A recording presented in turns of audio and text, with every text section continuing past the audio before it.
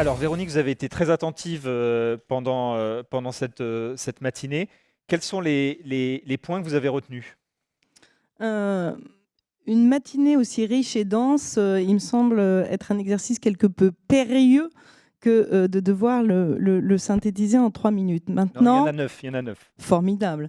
Maintenant, je vais essayer, de me prêter à cet exercice. Tout d'abord, finalement, la thématique générale, Digital New Age, elle me semble pertinente dans tout ce que j'ai pu voir, tout au long de la matinée, parce que c'est, le symbole de l'âge de la maturité, l'âge des possibles et finalement l'âge des choix. Et entre régulation d'une part et technologie de l'autre, il va falloir trouver le bon équilibre et on voit bien qu'il y a eu des débats sur ce sujet-là. Autre point qui me paraissait important de souligner, c'est finalement que tout au long de cette matinée, autour des tables qu'on a pu avoir, il y avait à la fois des grandes entreprises et des petites entreprises, et peut-être aussi quelque chose d'intéressant, c'est-à-dire un décloisonnement de plus en plus fort des métiers, et le fait que la technologie est au centre.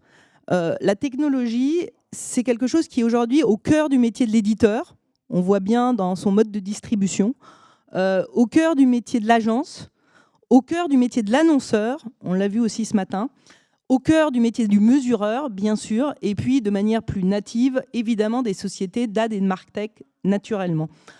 Autre point, Digital New Age, ça veut dire quoi? C'est un melting pot d'idées. Et là aussi, on voit bien que tout le monde n'est pas d'accord, mais que l'important, c'est finalement d'arriver à trouver un chemin sur des normes qui vont permettre cet Internet ouvert. Et là encore, on a bien vu qu'il y a toujours eu, je pense particulièrement au TCF et au partage du consentement, sur lequel on a réussi à trouver une voie collective.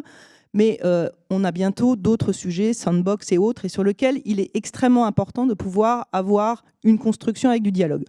Alors, je n'ai pas d'algorithme qui me permette de faire un petit filtre sémantique. Vous savez que c'est maintenant une des technologies qui a prouvé sa créativité ces derniers temps. Mais alors, ce que je me suis amusée à faire, j'ai pris quand même quelques notes tout au long de la matinée, c'est de filtrer ce que j'appelle le journal des bonnes nouvelles. Donc, évidemment, je me suis amusée à dire, finalement, qu'est-ce qu'on va retenir de cette matinée? Et j'ai plutôt d'abord dû faire le tri. Mais je vous rassure, il y en a 6 bonnes nouvelles. La première, c'est que la pandémie aura été un accélérateur absolument formidable de transformation et de vente. Pour être concrète, j'ai repris ce que est notre chief économiste et j'ai retenu un chiffre, 87% aujourd'hui d'accélération des ventes en digital qui ont été faits dans les 3 derniers mois. C'est au final, sur les 3 derniers mois, plus qu'en 9 ans.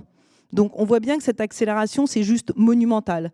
Je retiens la même chose de la table ronde côté éditeur, où dans le fond, ce qu'on a vu, c'est la même chose. C'est la capacité sur la dernière année à faire plus qu'en 5 ans sur les abonnements.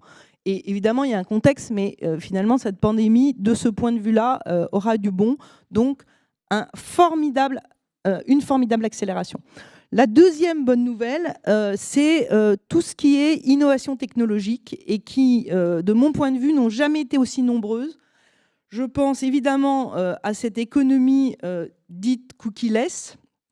Finalement, on voit bien qu'à travers le contextuel, l'ID, c'est une multitude d'entreprises qui ont dû d'ailleurs faire preuve, on le voit bien, à chaque fois d'une résilience incroyable et de combativité dans la capacité à bouger et à proposer d'autres solutions. Et c'est peut-être d'ailleurs nos futurs champions européens, parce qu'en France, on est spécialement extrêmement créatifs sur ces sujets-là, de par finalement la législation. Donc faisons en sorte que ce soit nos champions de demain mondiaux.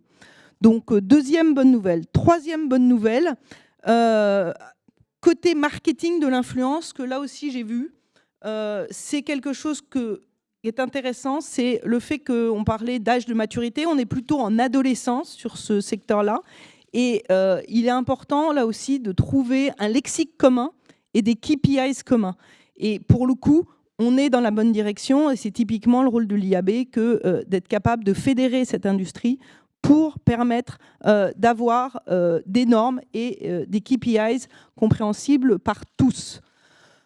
Quatrième bonne nouvelle, nous n'avons jamais été aussi soucieux des consommateurs et des utilisateurs.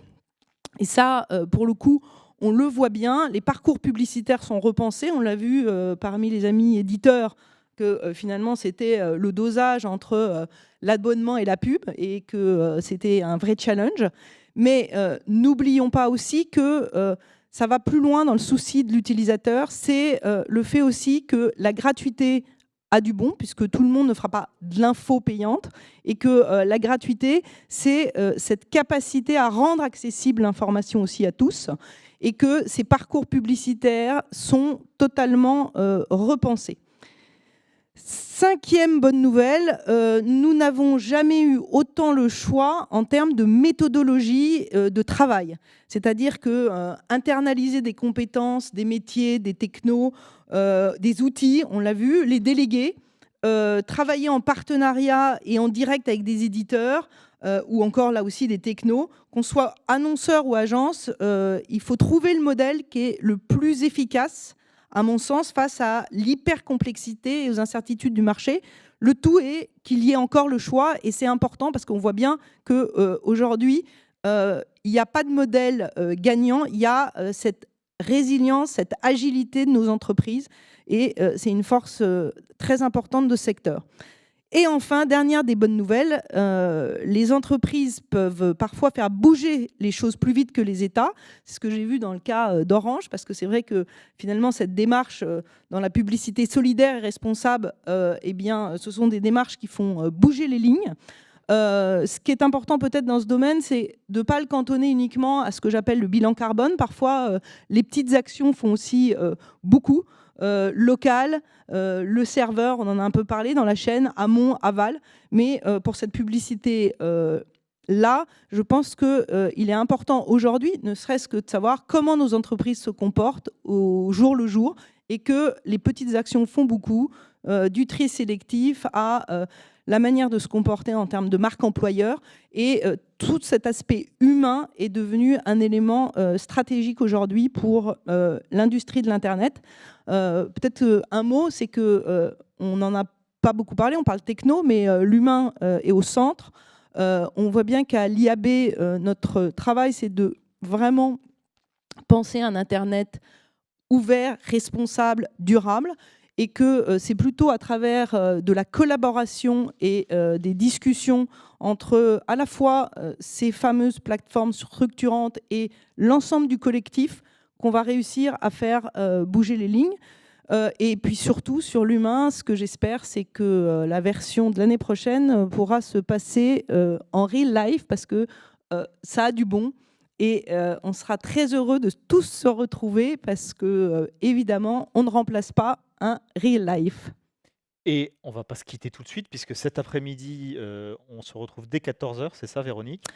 Exactement. Alors, très important, à partir de 14h, il y a, et j'insiste forcément, un sujet qui vous intéresse et sur lequel vous pouvez vous inscrire.